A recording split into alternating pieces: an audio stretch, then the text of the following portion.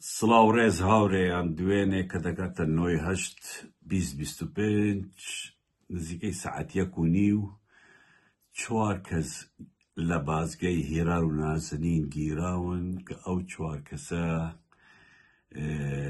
بارزانین لەلایەن پاراستنی مەسعود بارزانی گیراون. ئەو 4 کەسە دوانیان دۆستی یان کەسانی نزیکی کاک ئەدهم بارزانین و دوانیشی پاسەوانی ئەو بوون کە هاتوونەتە سلێمانی و سەردانی کاک ئەدهەمیان کردووە لە گەڕانەوە کە دەگەڕێنەوە بارزان لە بازگەی هێران و نازەنین دەستەسەر کراون. ئەلبەت ئەمە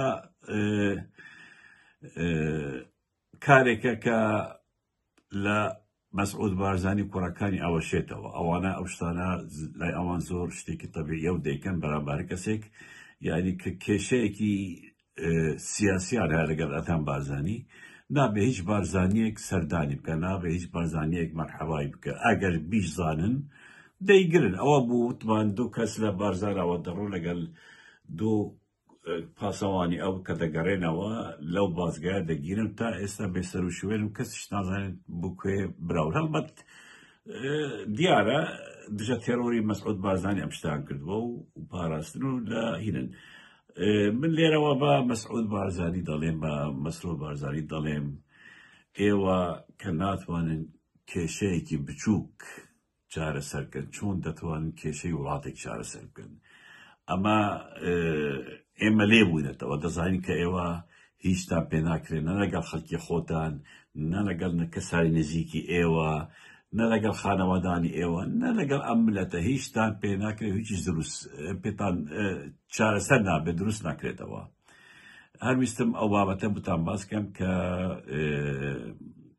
کاک ئەدهم کێشەیەکی سیاسی هەبووە لەگەڵ مەسعود بارزانی، هیچ کێشەیەکی شخصی نەبووە لەسەر کار کە ئەم شتە دروست بوو. ئەوە بوو ناڕازیبوونی کاک ئەدهم بەرامبەر نوکەراتی مەسعود بارزانی بوو تورکیا، هەروەها لەسەر زیندانیانی بەهدینان کە لەسەر هەردوو بابەت قسەی کرد کە لە هەولێر بوو، باڵی لە مەسیف بوو و هەروەها ناکۆکیەکیش هەبوو لەسەر بابەتی ڕەفتار و هەڵسوکەوتی پارتی دیموکراتی کوردستان لە حکومەتدا کە ئەو بنەماڵەیە هیچ حسابێک بۆ حزبەکەی خۆی ناکە، بۆ حکومەتەکەی خۆی ناکە، تەنانەت بوو بەرژەوەندی خۆیان نەبێ هیچی تر نایکەن. لێرەوە پەیامێکی تریشم هەیە بوو مەسرور بارزانی کە ئێستا لە ئەمریکایە و دەیەوێ بە پارە بچێتە لای ترامپ. ئەوە بەرنامەیەکە دەتوانی $5 ملیۆن بدەی و سەرۆکی ئەمریکا بوو چەند خولەکێک ببینی و وێنەی لەگەڵ بگرێ.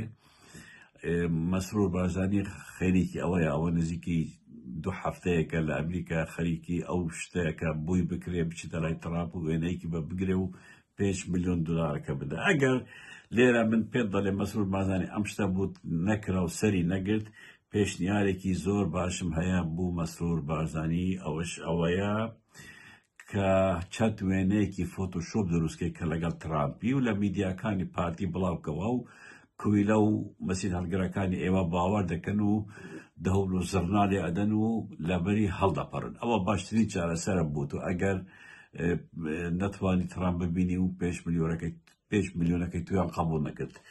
هەرچەندە پێم خۆشە کە ئەو ببینێت تاکو ئێمە بپرسین ئەو $5 ملیۆنە نەکوێت هێنا کێ بتوویدا.